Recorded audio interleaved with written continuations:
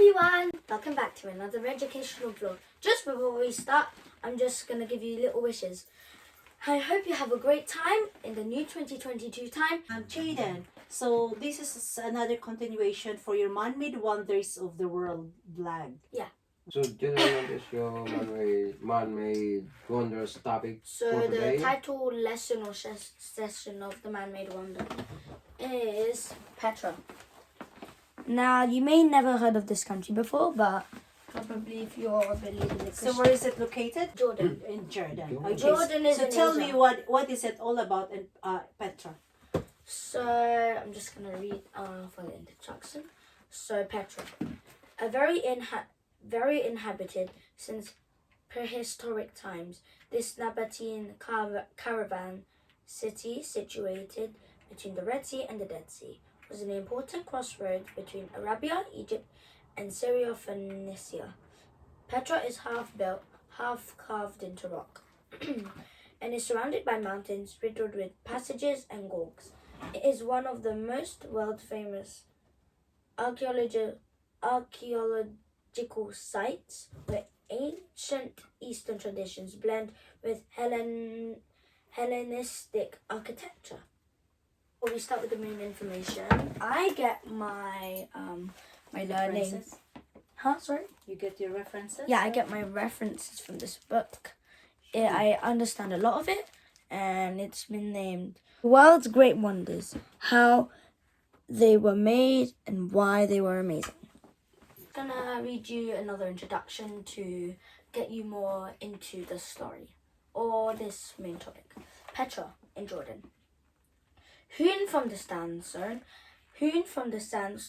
ranges on the edge of the Arabian desert, the vast 2,000-year-old rose-red city was once the hub of a network of trade routes between Asia and the Mediterranean? Yeah. So the introduction may be a bit short, but it may give you a little understanding to it. So Petra is one of the most sandstone landmarks, all recommended as a very sandstone landmarks, because that's the most used material for the building. Like, there's an abyss below it. It's a lot of sand, as you can see in this picture. There you go. I'm going to show you another one. There you go. And just talking about, even though Greece is not related to Jordan, did you know that Petra means stone in Greek? Now, probably you're going to be like, oh, that's interesting. But actually, I just about learnt it now. So, yeah, it is actually a sandstone landmark, and I'm pretty sure you just have learnt about it since I'm just explaining about it, if you're pretty much sure. Now, a lot of sand is crowding, and it's one of the most highest landmarks, to be honest. But not the tallest, the highest out in the country, because it's a pretty popular landmark, standing at the gateway to the city. Its function and construction remained a mystery for many centuries until archaeologists found evidence to unlock its secrets. Now, in this topic, there's this other character named Bedouin, and accidentally he thought that Al-Khazneh was kept from the Egyptians as a treasure vault in Petra. Now, for me, this is a really interesting fact, to be honest, because I never heard anything like this. It's my first time. Petra can be really small, but at the same time, it's really large, as the high hills made of sandstone are crowding around the building and the man-made wonder. This is not the largest man-made wonder in the world, or Asia, by the way, even though Jordan is in Asia. Now, I'll just read another passage. Sorry, it just flipped to the Grand Canyon. Yeah. Now I'm going to explain your feeling or experience in the landmark. While you're there, Little Petra, a collection of residences and tombs carved into sandstone, marks a 10-minute drive from Petra. It's a good appetizer to the main site in southern Jordan, Wadi Rum.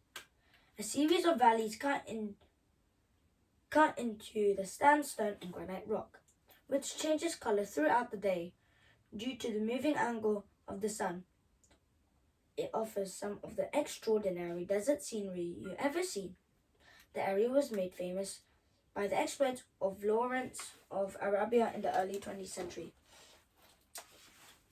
So by that explanation, I have already knew that sometimes the sandstone is like red, orange, yellow, like it can't always stay orange because it will always stay the same material, but sometimes it will never stay the same color.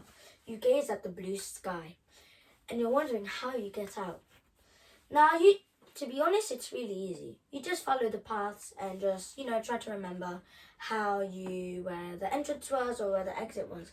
You have some following guidelines anyway, or some directions, or a director, not really, or a tourist guide that will help you on your journey. Now, to be honest, by the look of it, they used a toothpick to sketch out like the circles and the design that I have already told you. So it may be a bit blurry, like those kind of circles. All of them, they managed to sketch it out and managed to make a little square hole here, which makes it a bit more fancy. Now, hopefully for some people, if you know about this landmark, you probably went to Jordan before, or you are just a little bit smarter than me, because sometimes I'm forgetful, but now I try to remember things as fast as I can. So now recently, not a lot of shops and cafes are surrounding Petra. Like, for example, it's a pretty formal place that shouldn't include not unnecessary things. It includes such as important things to probably represent someone, as I told you, the characters of Bedouin, the Egyptian people, and Al-Khazneh, of how I already told you. Sorry, I have a cold. So yeah, to get more detail, I'm going to read another paragraph. Passing between the columns beneath the imposing pediment, you reach the inner chambers. Imagine toiling into gloomy light, the dust-filled air in your lungs. And I'm pretty sure there are no restrooms in Petra. There should be, because if that's one of the man-made tourist wonders of the world, then there's no should have improvised that. Well, there's no results of it. So, chiseling away at the sandstone for hours at a time to create these simple rooms, leaving the gloom of Al-Khazneh. You turn left, passing sculptures, tombs, and the crumbling remains of an amphitheater. You clamber onto the back of a donkey, saving your legs the 800 steps to the monastery on the hilltop high above. Gazing out across the craggy, rose-colored landscape, you marvel at the incredible engineering required to create this once magnificent city, an oasis in the harsh Arabian desert. Some more facts. So, Petra can be a sandstone landmark for basic, but Petra is surrounded with no nature at all. Sometimes, also, these are fun facts, sometimes weathers can grow up to 50 centuries, I'm not sure, 50 centigrades. Centigrade, yeah. And it's more larger than 1.2 kilometers. I was actually not expecting to make it that large. And if you can look at the pictures, this picture may be small, but for me, it looks large when you are actually in Petra. Because you can see all the tall hills from far away. So now, I'm going to read how the buildings such as Petra was modelled and built by the sandstone, even though sometimes sandstone can break because it's a really soft material, and sometimes it can barely even connect to each other, and it disconnects all the time. 1. Flattening the cliff face. Starting 39 meters up the cliff, the builders tunneled straight along the cliff face to create a platform to stand on. Then, using pickaxes, they gradually worked downwards, making a smooth, flat rock surface. 2. Carving the facade. Another wider ledge was cut, from which workers could carve downwards to create the decorated facade. There was no margin for error, as any mistake would mean the carver would have to climb back to rectify it. With a freestanding building, workers can ensure that blocks and columns at the bottom are strong enough before adding sections above. But the builders of Al-Khazneh had to ensure that the weight of the upper section did not become too heavy for the bottom and cause it to collapse. 3. Creating the interior. The same top-down method was used to create the entrance portico behind the columns and the inner chambers. A tunnel was cut into the cliff before being widened into the portico, and then further tunnels were created which became chambers. These chambers were deliberately small to ensure that they could bear the weight of the 160 meters of solid rock above, preventing roof collapse.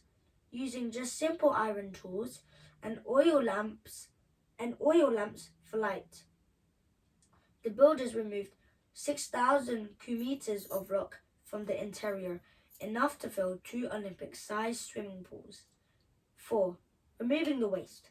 Unwanted rock from the interior and giant blocks from the facade were transported to nearby sites for building other structures. Al-Khazneh was both a construction site and a quarry.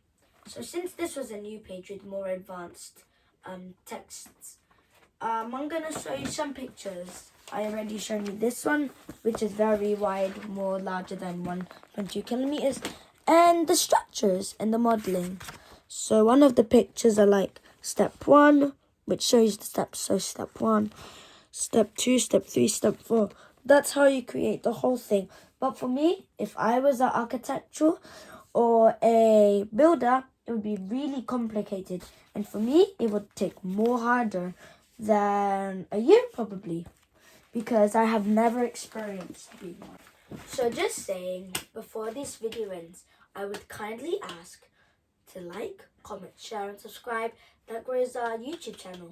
Thank you for the Boris Johnson video that has reached more than 3,000 views already. No, and more than it's 4,000. 4.7. Which is a lot. And probably we can make it to 5,000 if possible. So Amen. Thank you everyone. Hope you have a great day, because I need to go to my manager's school office to talk about how my student got an F- on his test. So I have to go now and mark his test. Bye! Bye! Thank you everyone! Bye. And once again, have a prosperous 2022. Stay safe and blessed. Bye! Bye-bye.